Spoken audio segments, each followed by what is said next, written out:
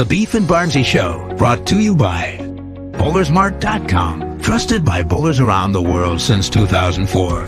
By Lightning Strikes Bowl, home of Bowlers Mart Pro Shop. By Platinum Ford, drive the difference. By Fire Lake Bowling Center, 24 state-of-the-art lanes. By True Grit Coatings, drive on our passion. By Road to Grip, king of them all. By 900 Global, striking worldwide. Good morning and welcome to a special edition of the Beef and Barnzy Show. First of all, I am Barnzy as usual, and I am joined by the birthday boy, the unimitable Stuart Williams. Right up front, no, he's not now eligible for the PBA 50 Tour. No. Or is he really even close? No. Two things, though.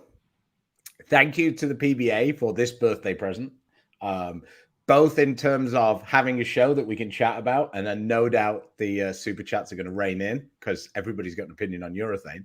I think urethane is the new two-handed bowling.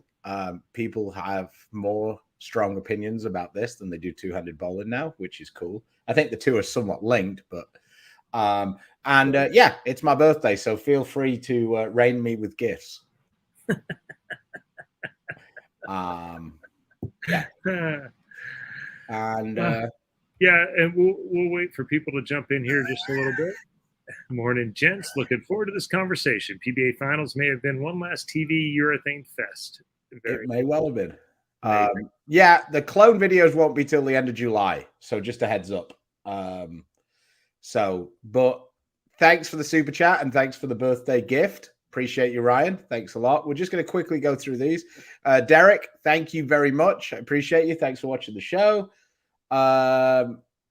Eli, yeah, it is a nice surprise. I do feel a little bit sorry for all the people working Bowl Expo who are now going to be inundated with questions about urethane balls rather than the new products that they're there to talk about. So that's kind of funny. In a way, I'm kind of glad I'm not there now, even though it is kind of funny and I'm a little bit sick in the head about it. Sir Biscuit, thank you very much. The Australians are doing very well in the cricket at the minute, unfortunately. And Cowboy, thank you very much. Nice to see you again. Josh, are these ball companies going to exchange our own balls? No, I wouldn't think so. This is only a PBA scenario. So if you're not more on PBA events, it's probably not going to affect you. There's the USBC aren't going to do anything. They've shown that over the last, I'm not saying they should either. I'm just saying they haven't done anything over the last forever. So, and one last one. Thank you very much. A great birthday gift. 780 for 78D. Yes. Yes. Somebody's got some humor in it. So I appreciate you. Right. We are going to quickly, Chris is going to break down kind of what Neil said, why Neil said it, and every now and again I will butt in with a thought. So go ahead, Chris. Gosh, I don't know. We can go back, I guess, to, I mean, originally this all started because of the eyeball test. And a few of us had thrown urethane the first time around. For myself in college, I'm certainly not saying I was the only one. There were several people who grew up throwing urethane, not the generation behind me, but as much. But it just didn't. I'm like, wow, those really, they really hook a lot. And I have old urethane balls around, and they don't hook like that. And USB took the lead on that. They checked the balls. Supposedly had a secret test on the truck from one time, and they all checked out okay in the boxes. And so they got kicked down the road. And then they started doing some spot checks at the Open Championships and I guess the U.S. Open in the one in Nebraska. And that was the first time they went, whoa. The USBC rule exists at 72. Largely because balls didn't change. It's at manufacturing because at that point, no one there was no evidence that any balls ever really changed. It was a much easier rule for them to check up front, a way to approve balls, and then only after they did that test in Nebraska did they find out that some of these balls were changing pretty significantly. And it wasn't just one brand; it was multiple brands across multiple balls. So it wasn't a one-off or a purple issue as it was. 100%. Yeah, it was all urethane as it's given to the manufacturers now through their suppliers was doing the same thing to relatively close degrees. And yeah, that's one thing nobody's really 100% sure that it didn't used to do this back in the day. It's just that the ball started off so much harder. So the PBA rule used to be 75 and they made them at 78 to make sure that they were above that rule. Exactly. So I feel like some of this is like the British cycling coach has it marginal gains. And I feel like Ebonite discovered that their balls were like miles better because Storm was still making pitch blacks pretty hard because they were making urethanes. And Ebonite discovered, fair play to them, that if they made them significantly softer, that it made a big difference. And then that started off a lot of this. But so that's kind of the framework of where we had the issue, right? Like that, it didn't really make sense. Now, since that point, I mean, from my point of view, urethane's almost kind of taken over. And a lot of the complaints that we hear from, and we'll say our generation, are that the lanes play the same a lot. Well, part of that is because of how much urethane gets used at the start and how it creates a wall of oil down the lane. Some of it's lane surfaces, some of it's the way they oil the lanes, but some of it's because of that. So that's another issue that it somewhat causes. Now, Neil's done his research. Fast forward. It seems like Neil basically took data all of last year, is pretty much when he came in, right? Yeah. And there's lots of data. You can look at all of the numbers. He's got it broken down. You might need to almost look at it on a big monitor. Like looking on your phone is a little awkward because the tables are pretty big. And if you scroll all the way to one side, he's got like notes over what the balls were. Like, oh, this one was, I put oil on it. This one was oil on the needle. This one was, whatever. So the conclusion was that the balls were still, that moving them to 73. What did we move them to this year? We moved them to 73. That's basically the 8/1/2022 rule that the USPC put in, that all balls had to be manufactured that 1 point harder, which at least in my opinion, was 100% a urethane rule that got applied to everything. And it ended up being the deck chair off the back of the Titanic. Yeah, because when the balls get 5 to 6 points softer, 1 point doesn't really change anything. Eli says, so do you think this means Simo might sell me one of his idols? He might. He did actually say, I guess we're getting rid of the stack of idols. But like I said to him, he can still win the US Open and the Masters with him, so he'll be okay. Yeah, at least at the moment. I don't know that, no idea if IBF, the World Bowling, or IBF, please. Yeah, but Glenn, one of our regular viewers, says, glad I hit the subscribe and notification button. Belated good morning. Well, thank you. And then he has a question to follow up. Oh, okay, sorry. Yeah, Michael says they're paying. No, actually, there's a lot of the Black Hammer. Basically, was 1985. I threw very few pancake white block urethanes.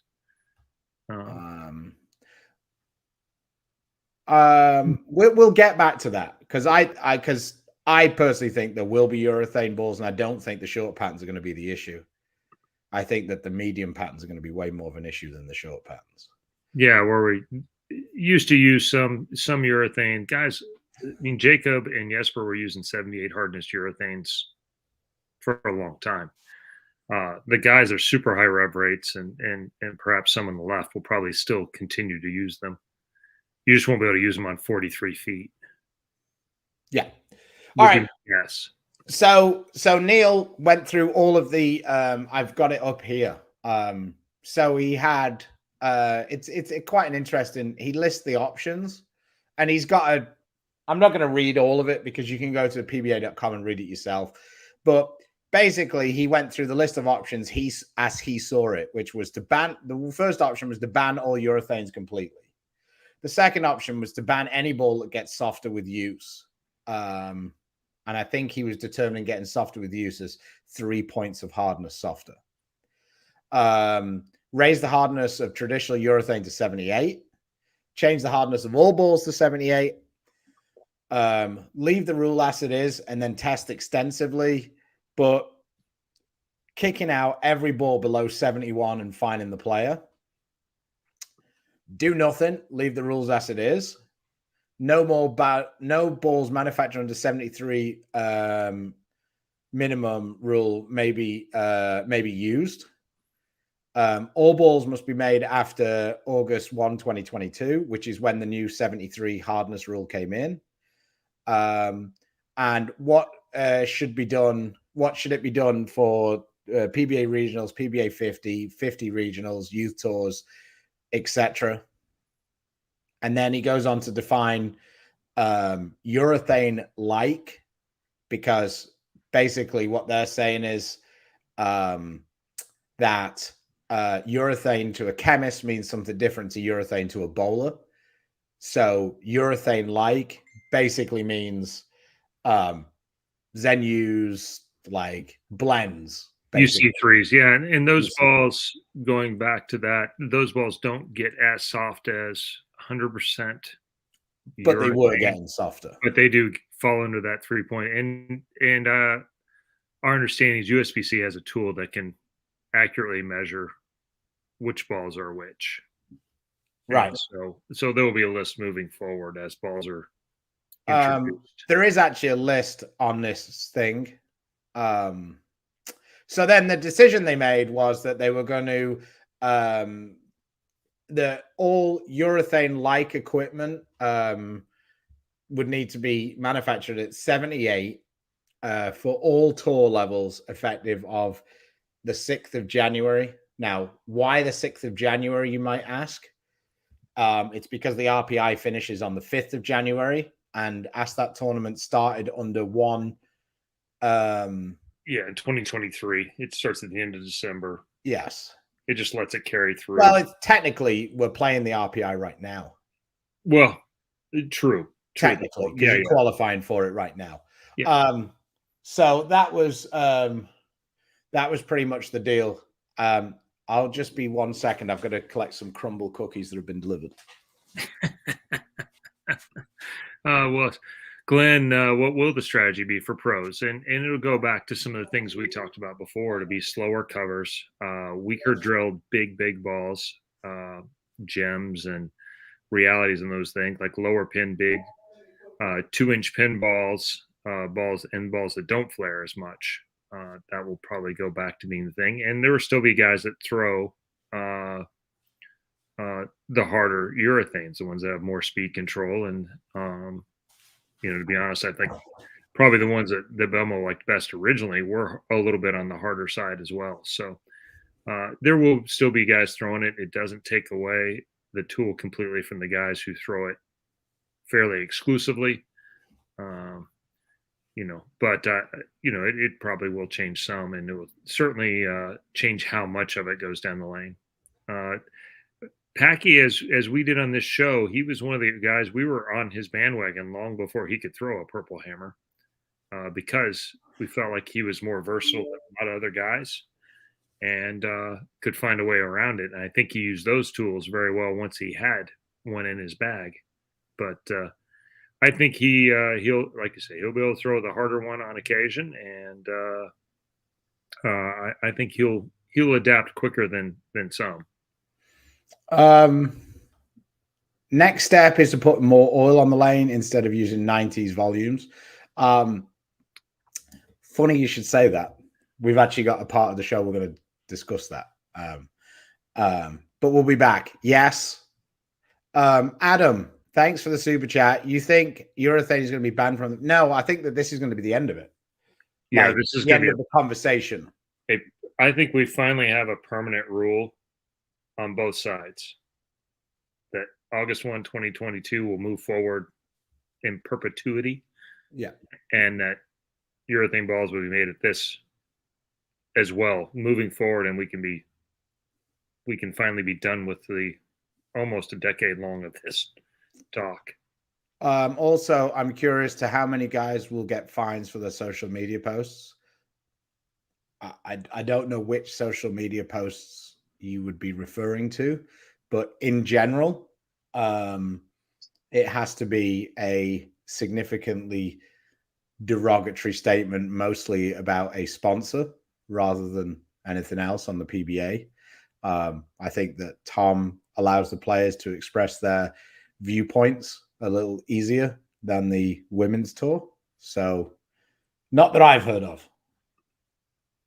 Troy Lent, the recent winner of the Senior U.S. Open. Quick question: does lane guys have any responsibility? I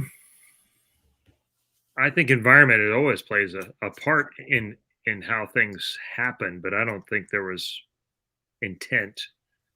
Maybe a little bit slow to respond or to figure out what it was. But to be fair, I think we all have struggled with how to combat and the different, that's why there's been so many urethane rules, because the ramp up process of collecting information was, it was just slow, and it was a much different problem, or created a different result than it ever been, that had happened before, that we'd known about anyway.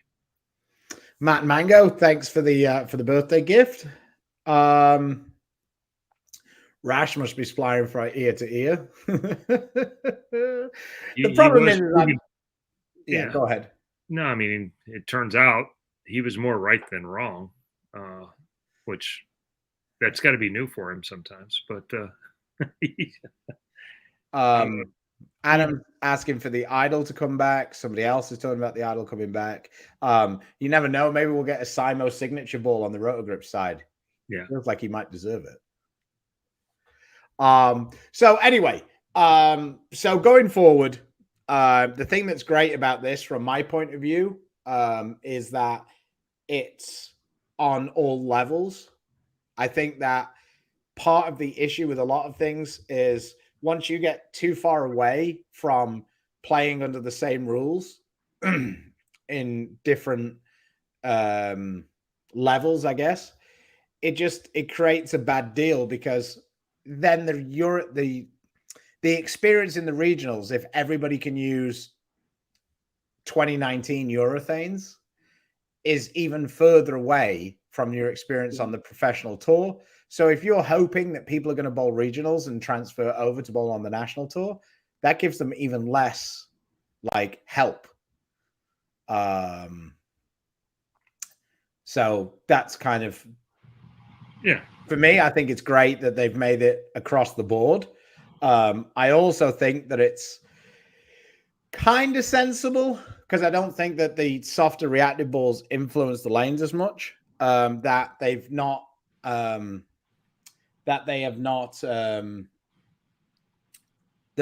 this for the reactive balls in the regionals and the rest of the tours, because most of the people who bowl in regional tours have to pay for their own equipment. Yeah, and that's the reason why not using that August 1, 2022 rule across all tours, is trying to minimize the impact there. The biggest expense, since it's not a rolling rule, the biggest inconvenience and expense will be the first year, and then once your arsenal's in that range, then as you add balls like people normally do, it won't be as bad. But yeah, not ideal. Nick Brown says about the fines, people at South stop giving out like candy for a social media post. Well, they also lost a sponsor over that. Now, whether they should have over that is debatable, but that's why the social media posts exist. Is because when you lose sponsors and you lose when it costs the organization money, they didn't get fined nearly as much as it cost them to lose that sponsor. So, and that's the senior guys. They don't have a tournament now. Yeah, because those guys decided to complain about that, the senior stop lost 2 events later on. So, in my opinion, they deserve to be fined. There's better ways to handle it. How quick will manufacturers react to this? I mean, they have 6 months to get products out. I would imagine 3-month turnaround time to develop products that match up. So let me just answer this one quickly because it just came up. I bought the Purple Hammer in May. Is it still PBA approved regional? Yes, for the rest of the year. Yes.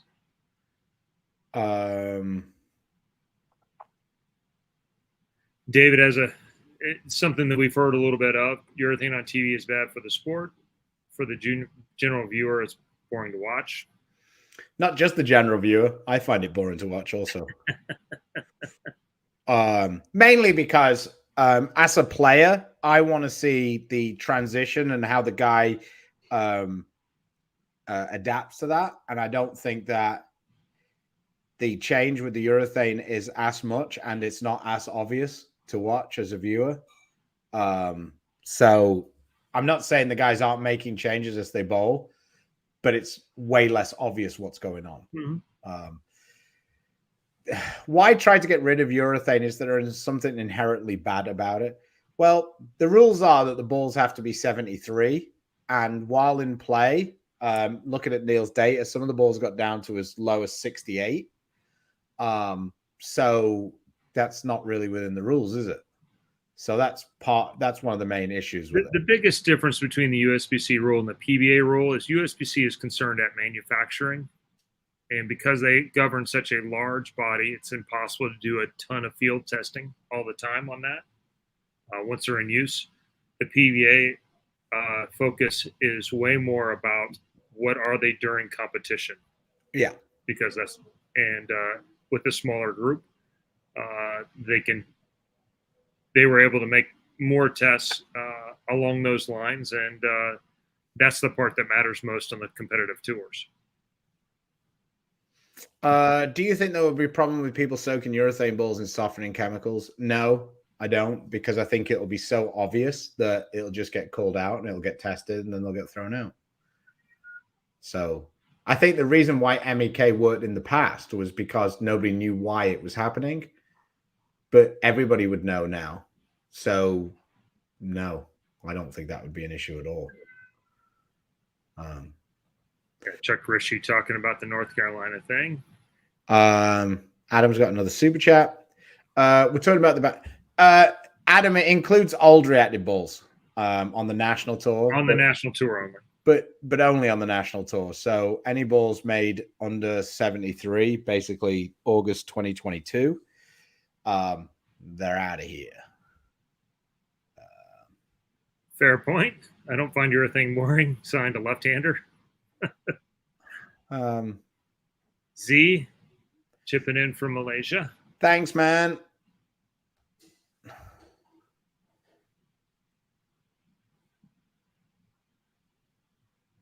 Huh. I don't know anything about this. Yeah, that's news to me too. He says, Richie Allen says, I recall the USBC at one time saying we couldn't throw older urethane because they were afraid they would change in softness too much. How'd that Bodcat spec out that they did? I don't know anything about that. But I'm not as I'm almost as old as Richie, but nowhere near as old as Richie in terms of those. He's a historian for sure. How long can you have a urethane ball until it becomes basically they found even with no oil in the lane, which dispels the Brunswick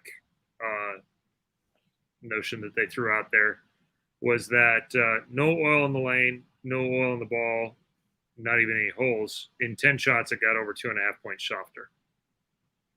So, yeah, like anything I say, near the line, it was under. If you go to this appendix, there is so much information. There's a lot, and some of it's pretty surprising, including that, which I didn't know he was going to do that test, but it's been a theory that's out there, and he dispels that. It didn't take long, it turns out. So it was kind of wild. How do you think? Hey, Michael, thanks for the birthday gift. How do you think the hardness changes will affect speed dominant high rev players? I think speed dominant players are going to like it. High rev rate guys, not sure is the best answer to that. Not 100%. Speed dominant players will be able to throw reactive. You know, and one of the bigger issues is these two types of balls change the lane in completely opposite ways. One carries oil down significantly. The other one takes it off the lane and off the front of the lane. And urethane makes reactives way more skittish and unpredictable. And so, you know, it's been basically all you talk about now is who used urethane somewhere as you move across the house. Yeah. Gosh, it's so confusing. Are they banned or not? The current ones will be banned. Right now, they're not. And they're only banned on the PBA tournaments. Yeah. So it's one PBA rule for urethane starting 2024. So they're not banned. Players that like to throw urethane, only throw urethane, will probably continue to throw mostly urethane. Assuming they can get one, because right now there isn't one in production that's able to be used. True. But that's why I think there was a 6-month lead time on this. I agree. I'm just saying that at this minute, there isn't a ball that's a urethane ball that's technically legal for use. His report with all the bowling ball hardnesses at the end was interesting. Yeah, there is a ton of information. If you are a bowling nerd, that is nirvana there with the different balls. So do you think they will remake the Purple Hammer and the Pitch Black again, just harder, or are they dead? I would imagine that they will do a Purple Hammer tour and a Pitch Black tour, or because I guess they probably can't write PBA on the ball without having to play Bolero a rights fee or whatever. But I would think that they will differentiate, because people will still be able to use Pitch Blacks and Purple Hammers. I mean, hell, you're going to be able to use them at the Masters. Yeah, I have no idea what USBC will do, but right now the rules are the same. It would be nice if we all got on one page, but I'm not holding my breath. Real quick, explain softness does to a ball. It pains me to say this, but if you want to see it, the best video I've seen on this is my man Ron Hickland. So if you go on Ron Hickland's Facebook, YouTube page, I think it's Ronald Hickland or Ron Hickland. I'll see if I can find the video. I'll post a link, but he basically shows it. It increases the footprint, I guess is the layman's description. So you can throw it harder, and it's like, it feels like it's almost glued to the lane. Yeah, and as the footprint is bigger, it hooks more. It's one of 3 or 4 major matrices that ball companies use for information and things like that, and oil absorption to create more friction in lane. The discontinued balls announcement seems even bigger news. I assume you mean about the August one, and that one is just on the national tour. That one will not cross over to regional and PBA 50 events. I'm trying to find it. I assumed it would be his most popular video, and it's not. If oil isn't a contributor to softening, friction is. Yeah, heat basically is kind of what the conclusion of his testing made, which is it's interesting.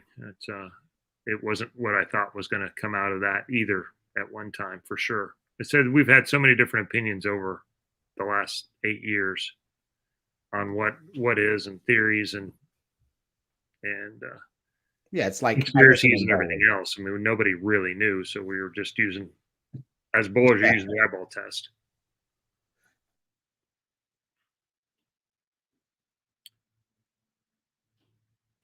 What were you saying, Stu?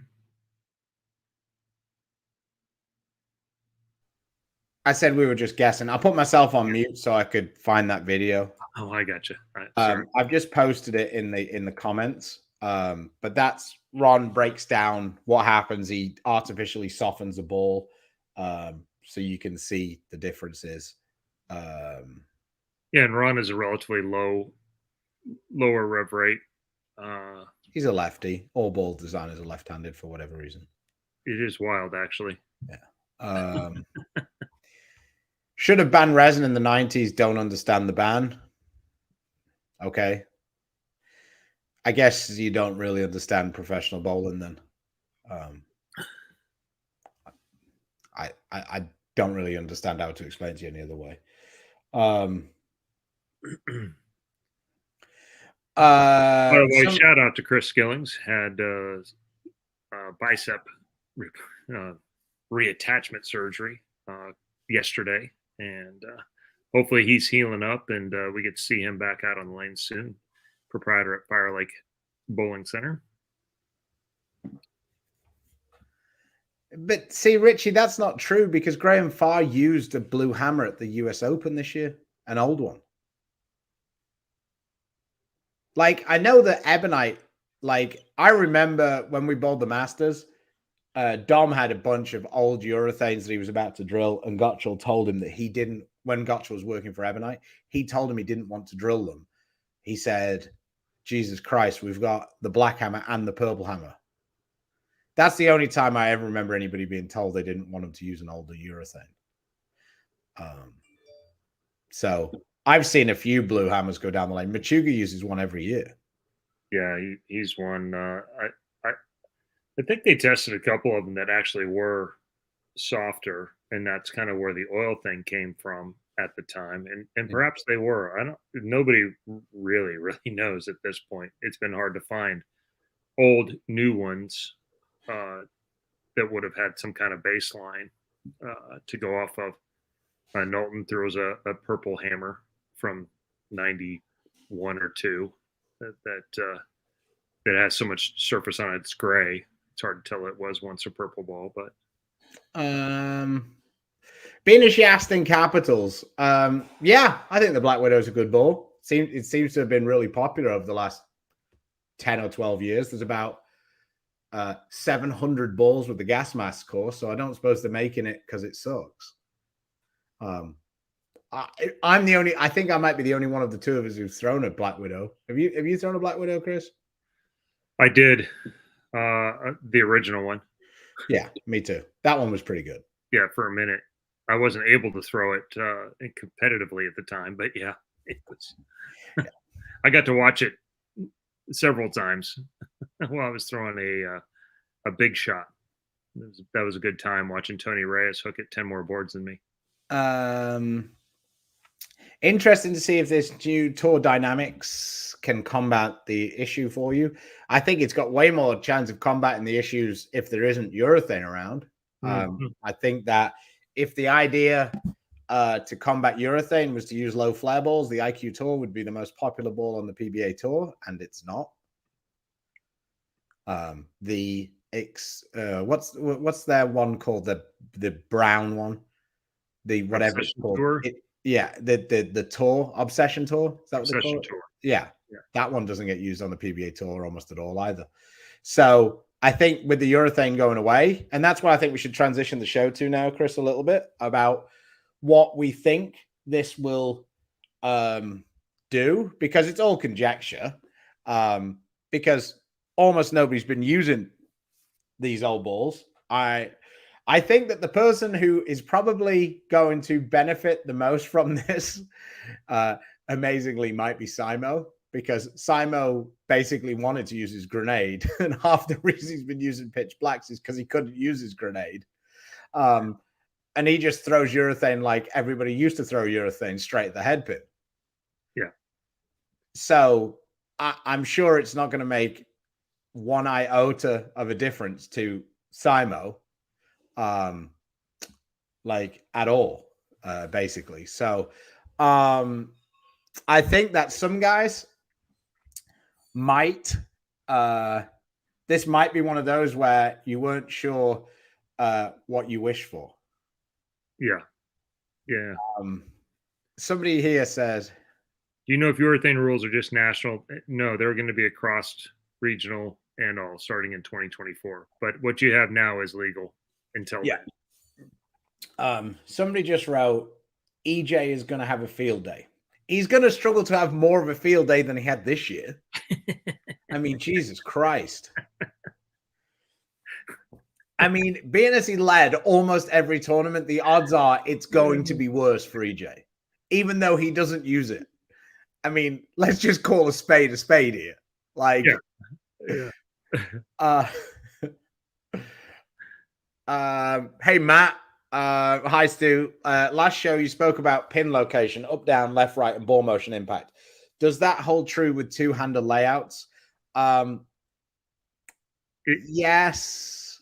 It does. A lot of two-handers clip that middle finger, a lot like Stu does. And so pin down is relative for them. It's still probably going to be above their fingers for a lot of them, but it won't be as high as a lot of their other drillings.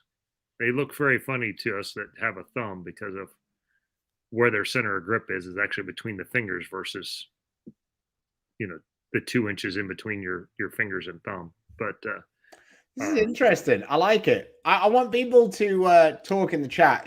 Which player do you think is going to be most negatively affected by this? Right-handers.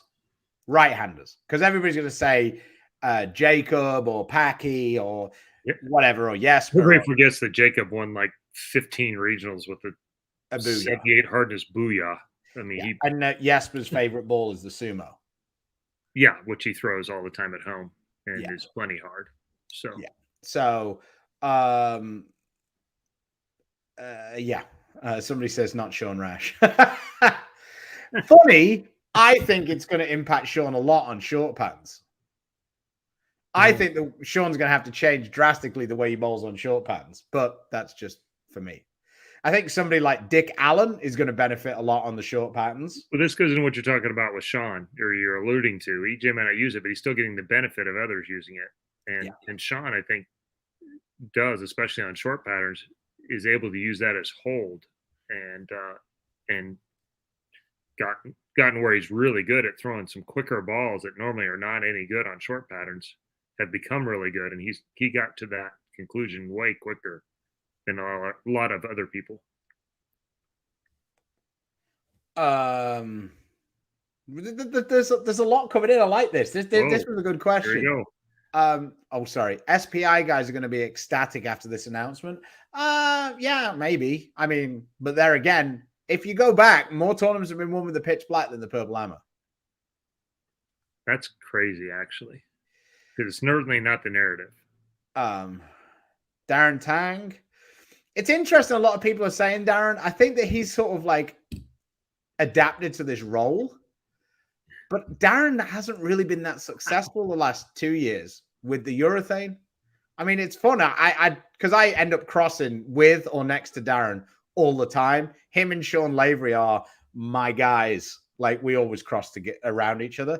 And really there's a lot of people that think the Tangs are. Yeah, I think it affects Mikey more than the first one. TJ. I think it affects Mikey more. But shout out to Mikey for trying the two-handed thing. Even if it's only for YouTube content, I'm all about it. Belmo might be affected a decent amount. I actually think that this is an interesting take because somebody wrote up here that Belmo was going to benefit the most from it. And just a shout out to Bowl and DJ for the super sticker. Thank you. Who was it? Somebody said 10-pin life. Belmo will be the biggest beneficiary, will be Belmo. Getting a harder pitch black in his hands will be to his advantage. That's an interesting take.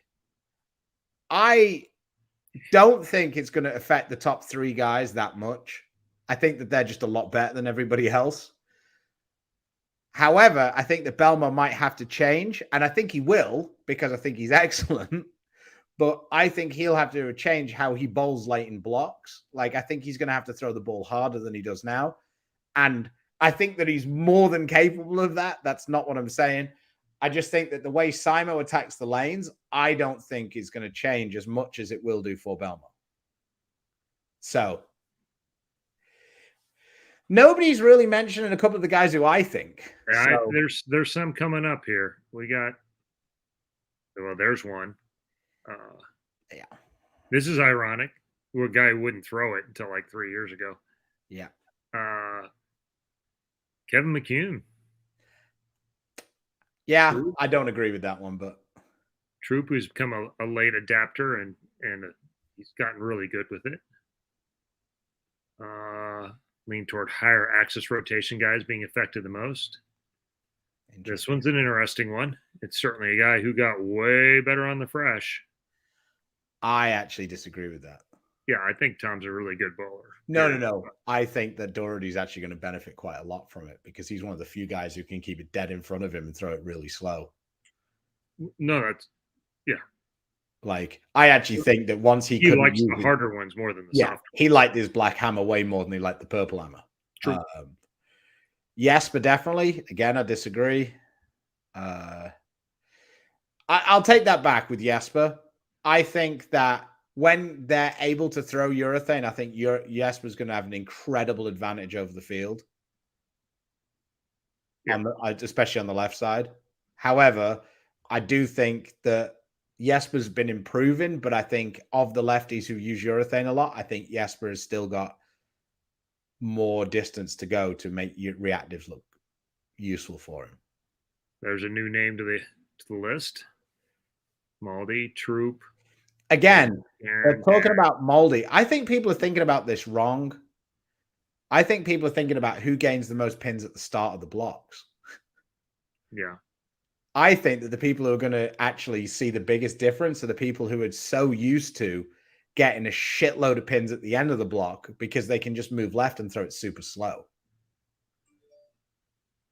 Might hurt me. Sean Rash already had 2 or 3 gloating tweets today. I haven't seen those yet. D-Tang and Belmo. I like the pitch blacks. We're getting good interaction from this. I like it. Yeah. Does this cause a problem with the UC3? Yes, it does. The UC3 is out as it's urethane-like. Yeah. I can't wait to hear Phil Cardinal's Brunsnick's take. I can. With Mikey going two-handed, it might affect him more. It might do. You're right. But there again, who knows? Packy, Troop. Would SPI want to bring back Spec? Short pin to Paps might be more popular. Yep, that's true. They might be. Troop's fantastic with urethane.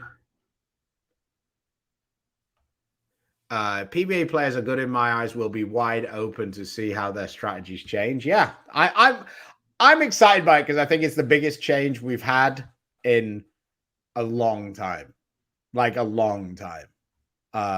Here's a man who might be more happier than Sean Rash. Yeah, he was not the reason for the resurgence of it. He hated it. Yeah, Belmo has a couple of IQ tours he likes, but it's not, like I say, it's not a ball that's super popular on the PBA. Butteroff might suffer a lot. We'll see. I tend to think that you're going to find that the good bowlers are still good. I just think that the order of where guys fit just might get realigned. That's all. And I also think that the biggest difference, and this might all be bullshit because we might get there and the guys might still be able to throw them and then just throw them and it does the same thing, right? But from my perspective, what I'm most looking forward to is the fact that we won't bowl the World Series and 3 guys will make all 4 shows. Like, the patterns will be different is what I'm hoping is going to happen. Whether it does or not, who knows? But that's more what I'm looking forward to. I'm not looking forward to that guy. Oh, that guy's no good now. I just think that it's just there's going to be more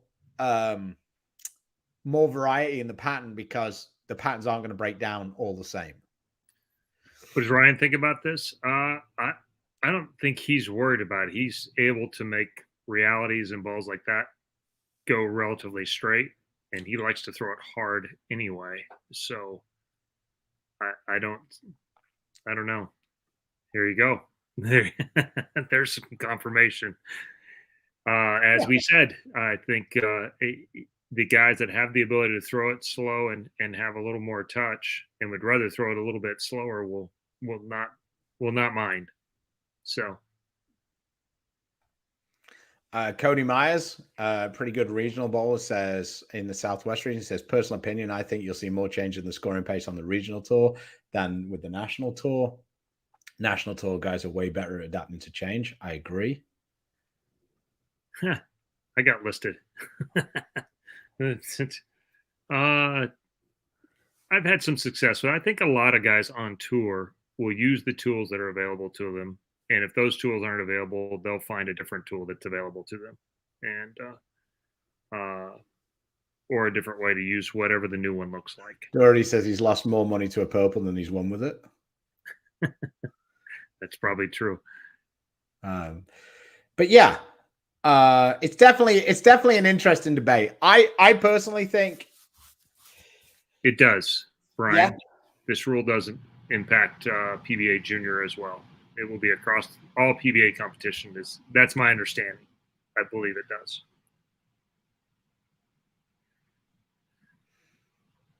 No, it's going to be gone forever. The Stu scammer back in play for Barnzy. No, there's an OG. Hey, Dugganor. Happy birthday, Beef Stew. Thanks for giving us educational and fun session all the time. Let us know if you ever guys drop by. We will do. Thank you. Appreciate you. Thanks for loved it the last time Bakes and I were there. Loved Singapore. It was great. Thanks for the birthday gift. But yeah, I a couple of guys have brought up an interesting point, Chris. Jack and Tom, I see your super chat. I'll bring it up in just a second. Are all playing Purple Hammers punching? Yes, they are. 78. They're all punching under 68. Closer to 68 than 78. Yeah. How the lanes are going to be if people aren't going to use urethane, it feels like they're going to have to put more oil on the lane.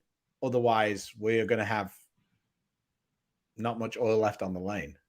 Because the urethane is it's less lineage further left because guys start with it, but it also stretches the pattern. So guys don't, when they do move left, they can't move as far left.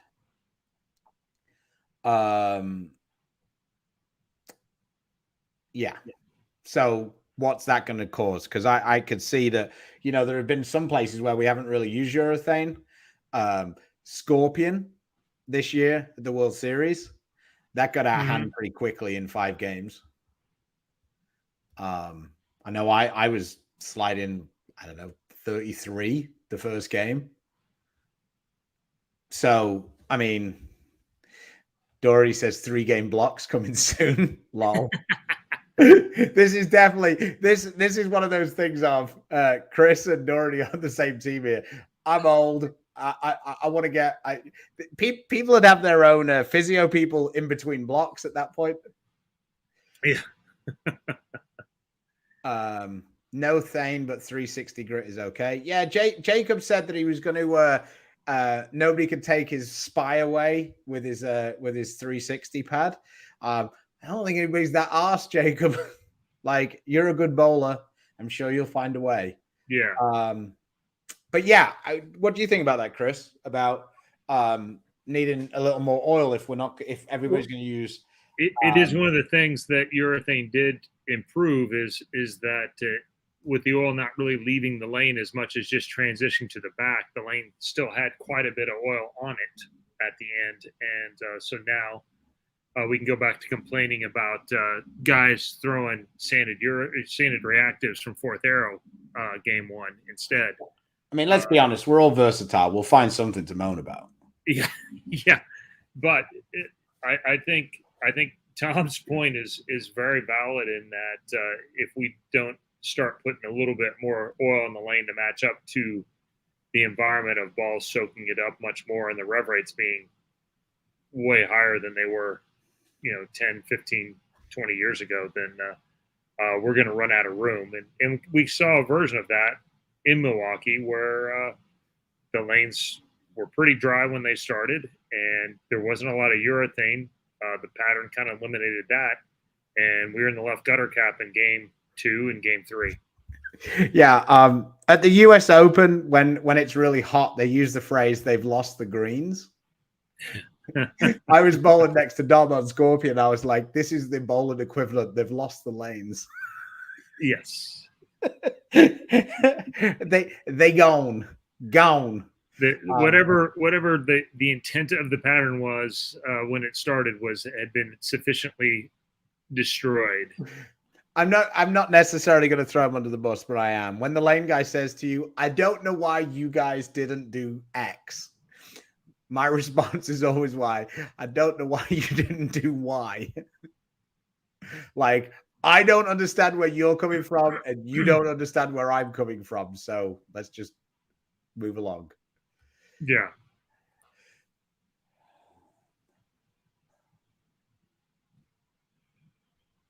Morning. So, Stu, if lower flaring balls like the IQ Tour and the new Tour Dynamics don't fill the gap, what are you guys going to use to create hold? And will new hold be hard to find and use? Touch, odd word, I know. Speed, direction of roll. I rotation. think that I wasn't necessarily saying that those balls won't work now. I was saying that from the experience we have right now, those balls don't work on the transition after people have used urethane. Mm-hmm. That's what I was really saying. So if that came across wrong, I didn't mean it in that way. Yeah. I was saying that the IQ Tour was one of the most popular balls before urethane became. And if we bowled in Indy every week, if we bowled at Woodland every week, we'd drill thousands of them. Yeah. Because that ball rolls absolutely fantastic in Indy. It rolls pretty good at the one Dave Small's place in Kokomo. Roll pretty good there too. It just has spots now rather than, every time out the bag. Chris, quick follow-up on two-handed pin placement super chat. Ryan went 5x5x3 on the summit. That's 60 by 5 by 50 for me, dual angle. Would you consider this more of a control benchmark layout? I don't know that necessarily 2LS layouts can be transferred directly over to, because they're not the same measurements. Yet that's not a low pin. He is starting to drill more low pins now that his track is off of the middle finger to create some more control layouts. I think you can go a touch lower than that but it's more control than some of them for him for sure. But the ball creates some of that well. It's not a great answer because I don't know that. Yeah, like the problem is neither me or Chris really use 2LS. So to transfer, I don't think it transfers over because they're not the same numbers.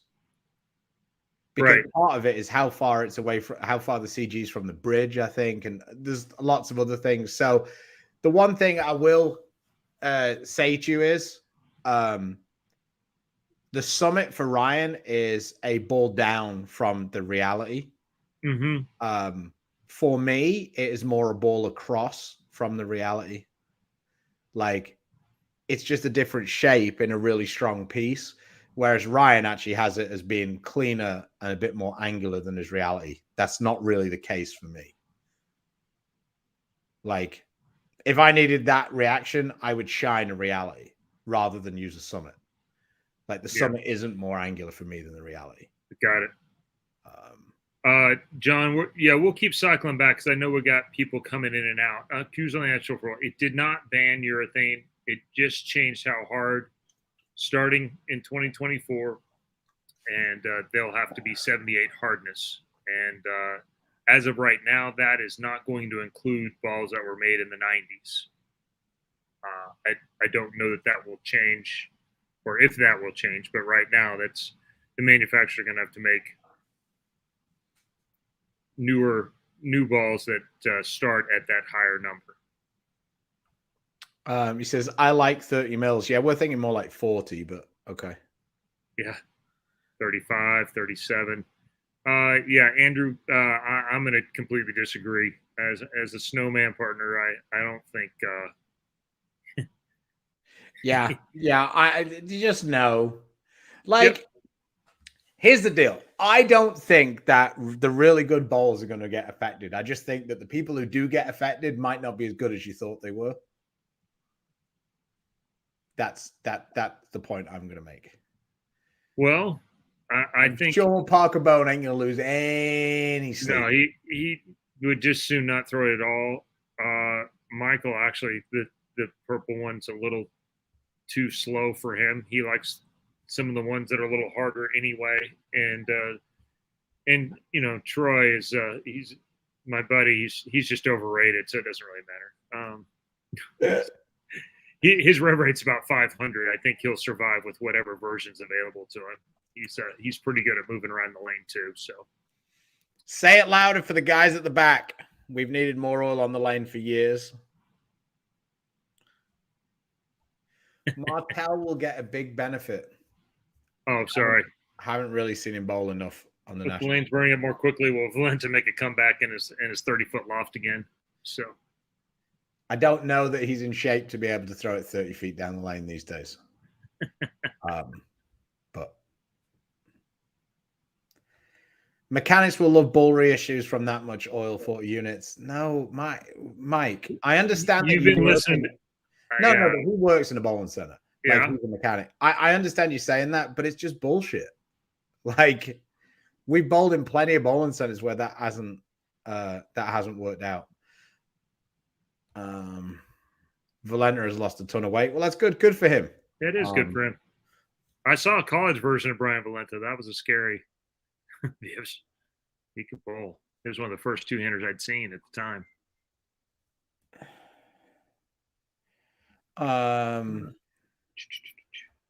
Do you see sandblasting plastics coming into play? No. Because plastic's even harder than the urethanes they've got now, so they've just hit the urethanes. Yeah. Not the urethanes that they will end up having. Right. I actually, there are late adapters on the PBA 50 Tour guys not going to like the new rules. I don't really think it's I think the guys will adapt pretty quick, and most of the time they throw it because the other guys throw it. Preach. There's never been one there, and I bowled the Bradley 2 or 3 times. I don't recall ever having one there, and they put a decent amount of. Yeah, there's a puddle there too.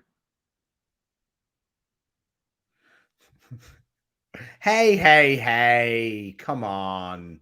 It's never a waste to give me $1.45.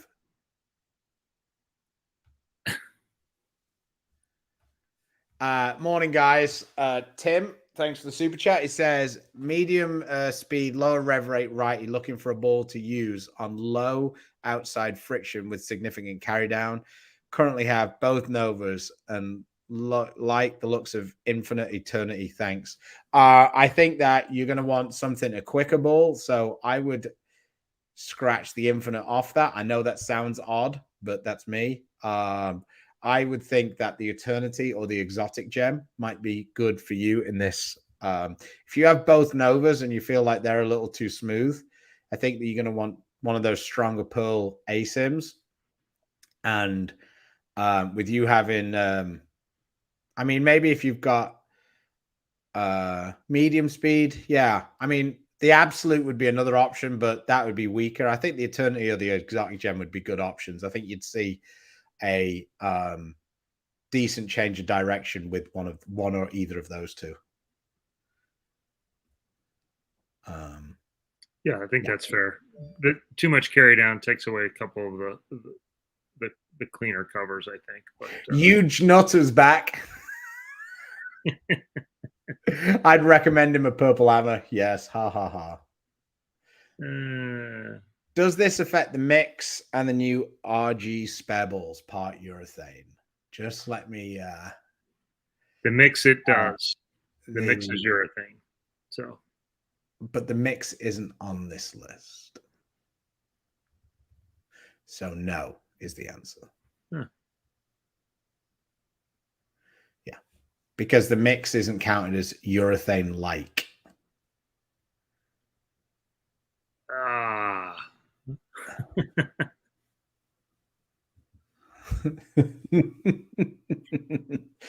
No, we're not going there. Go away. I'm not saying it out loud. The mix probably is that hard. Yeah, you're probably right. It's probably close to the right. Well, I think they're just. I've looked at the list. It's like, obviously, it's not going to make it any issue for the tour. But what was your spare ball called, Doherty? Because that's not on the list either. Oh no, the tough spare ball is. Sorry, bro. Huh. The hammer tough spare ball is on the list, but the mix isn't. Is it possible that residual lane oil or even skin oil on the ball causes false reading since urethane doesn't absorb at all? They tried drilling the. They did these tests with no oil at all, none on the lane. So, they're smart guys. They're engineers on both sides. It's been a popular theory that's been disproven at both USBC and PBA. So. The tough was his spare ball. He said we got the axe, but isn't the axe reactive? I thought the axe was reactive. So,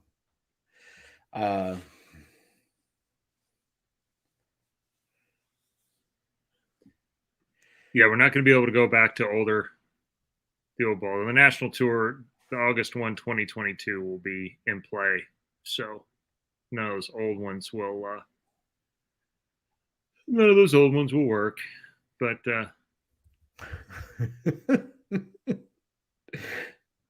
says the mix is at 82 or 84. I guess it's possible. Yeah, I know. I'm trying to be a good boy. I've lost 5 pounds in the last week and a half. I'll probably find it today. How much do you have to pay for Chris to grow his hair as a mullet? I'm not saying it's not possible because I wore Skittles outfits for a few years, so it's possible to be paid enough. So you're saying there's a chance? Yeah. I'm not saying that it's going to be possible, but a few more super chats might help the scenario.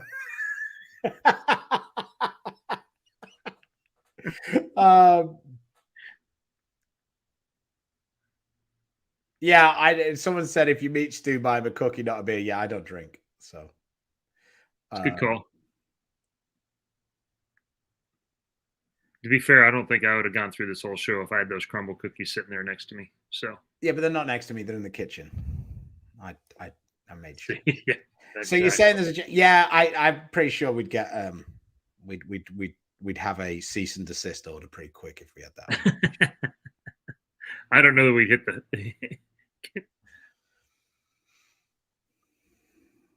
Whoop. Sorry. I think our general take here is that it will not flip it completely. There will be people that are slower to make the adjustment than others, but what I think it will do is I think that the top amount of points will be less because I don't think that the same guys will make the show every single week. And I think that it'll return it a little bit more to specialists a little bit because I don't think everything's going to play as similarly. But that's all conjecture. And, you know, when EJ leads every tournament and wins 9 tournaments next year, you'll go, well, you're full of shit. But how does Simo feel about this? No comment. No, I'm pretty sure Simo's okay with it. So yeah, we'll see. I'm optimistic that this is going to be a big change, and if it isn't, and the lanes play the same and everything else, then I think we're totally fucked. What do you think, Tom? Ask Doherty. What do you think? Do you think it's going to make much difference? I really feel like the difference you're going to see a lot is I think that you're going to see it return a little bit more to guys on the fresh having it and then guys having it on the burn, and it not being quite so much, the high rev rate guys dominating totally. But, they might change the patterns in a way that. Here's the real question. How much on a super chat for you guys to name the guy is going to hurt the most? Stu has a guy. 20 bucks. I do not have quite as firm an opinion on who that might be, but and I think it's going to affect him the most while doing what he's doing. That isn't to say that he couldn't change. Right. I just think the way he bowls right now, I think it's going to affect him a lot.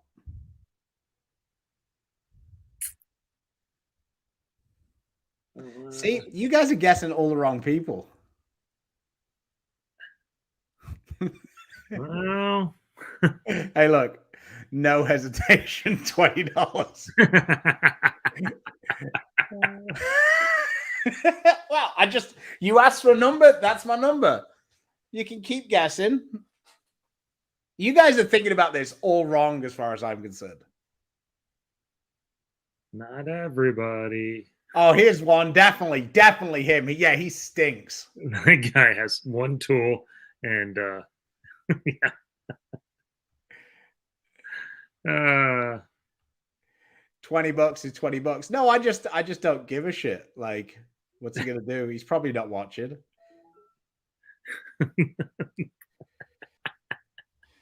Integrity. Yeah.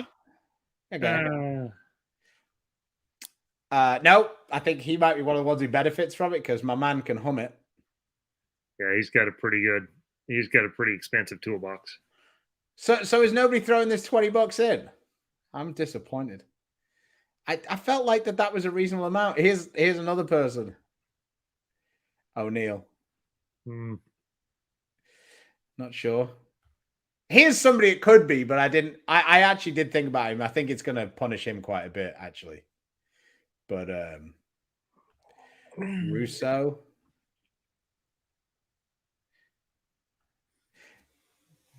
Possible. Oh, here we go. Ryan Lane. $20.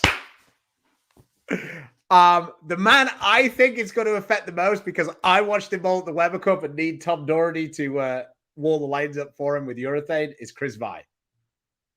Like, Chris Vi's rev rate is insanely high, and I'm not sure on the short pans my man's going to be able to hit the right-hand side of the headpin. Like, I watched him bowl the doubles when me and you bowled in Houston when he bowled with Walter Ray, and we had those practice lanes, and he was trying to throw the UC3.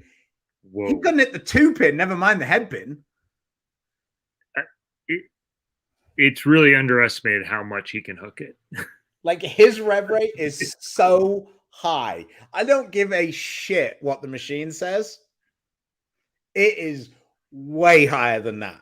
Like, it's just wild how much his ball hooks. And I personally think, I personally think that Chris is going to be able to adapt, but I think he's going to have to adapt a lot. I mean, Chris beats the shit out of everybody using urethanes, like on the fresh, and he does a fantastic job. And he's young, so his game is developed with it. Yeah. But I mean, I just think that him. I mean, Kaiko's another one because his ball speed is so slow. The only thing on Kaiko's side is his rev rate is way lower. Like, Kaiko's rev rate might be lower than mine. But yeah, I mean, I think it, on the flip side of it, he might be one of the few people who can make the 78 urethanes hook. Throw him slow enough. Because Chris can bang on it and not throw it hard. But like, this is not saying that he can't adapt. This is me saying, as he is right now, I think it would make the biggest difference. Oh, sorry. What would Robert Smith fare in today's bowling equipment? I think he would do very well. His health is the only thing he needs. No, but Robert Smith, I'm assuming they're taking Apex Robert Smith. Yeah. I think he would do very well. He could do whatever he needed to do. I do think that motivation was kind of always his deal. And I don't know that just because he would be in a better space now, like relative to the field, his motivation would be higher than it was then. Yeah, probably. Right? Like, I think that what makes great athletes, great sports people, is that they have that desire.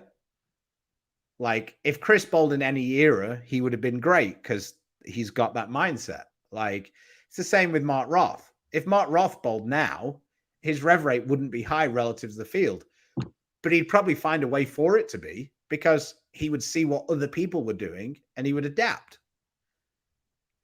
That's why, to me, all those like when they compare like sprinters and stuff, like it's so ridiculous.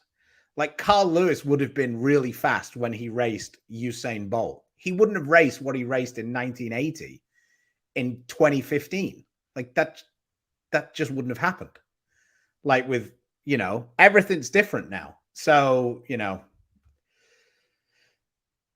but Tom Brady would still be the greatest quarterback of all time. Thanks, Victor. Happy birthday, Stu. Thank you guys for putting on a great show every time. Yeah, we try. I'm waiting for the hate text from the Chris Vi fans, or from Chris Vi. And like, he'd have every right. I'm still gonna kick the shit out of you, Stu. Yeah, you probably will. But at the same time, the thing is I don't think Chris is afraid of hard work and practice. No. I just think the hardest thing for those guys is if we don't get those balls, because I think that the ball manufacturers are going to make balls. Yeah. But does anybody really have an idea of how much they're going to hook? Like, do you, Chris? No, I don't. I mean, we really don't know.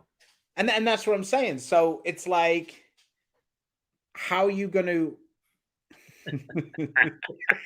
Hi, Angie. Oh, I think he might. He might quietly under the radar. Yeah, he just wouldn't say it on Facebook. And you won't be getting cookies the next time they show up. Yeah, that's fine. Yeah. Yeah, I just think that, like, I just think that's going to be the hardest thing to try and adapt to it.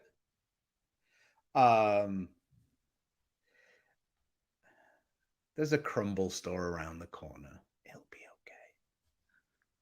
I don't know that they're better than Angie's cookies, though. So, but did you say they're better than Angie's cookies? No, I did not. I said I don't think they're better than Angie's cookies.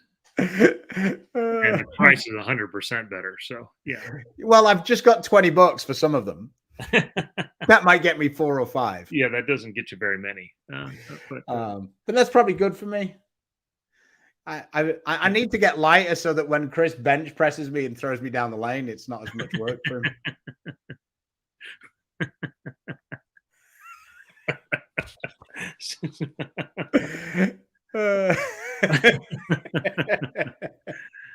Stu's new. Come on, then, Dory. You're never afraid of an opinion. Who do you think is going to affect the most? What's that? Oh, yeah. Sorry. I don't think he has the highest rev rate of the two-handers. Is that a fair argument? No, what I'm saying is I've watched Chris bowl and his ball changes direction almost as hard as Jesper's does.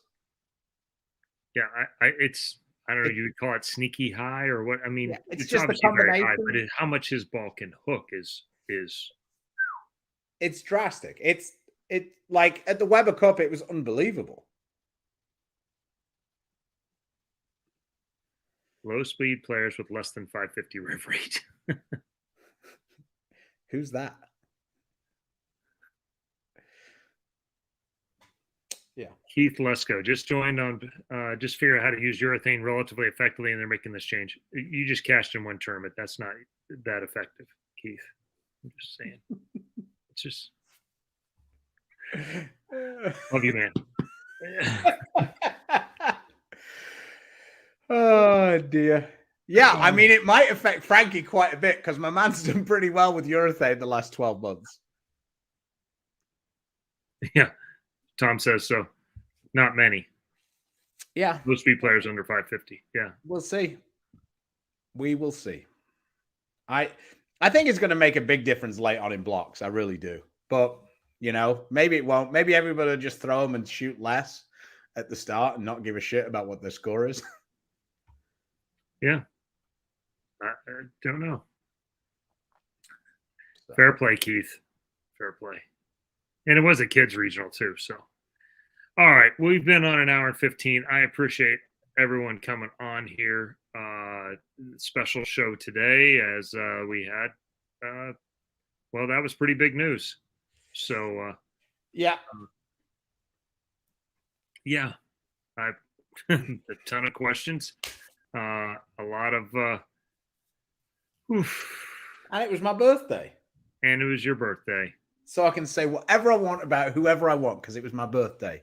And Chris can't get upset about it because it was my birthday. Take that, Vi.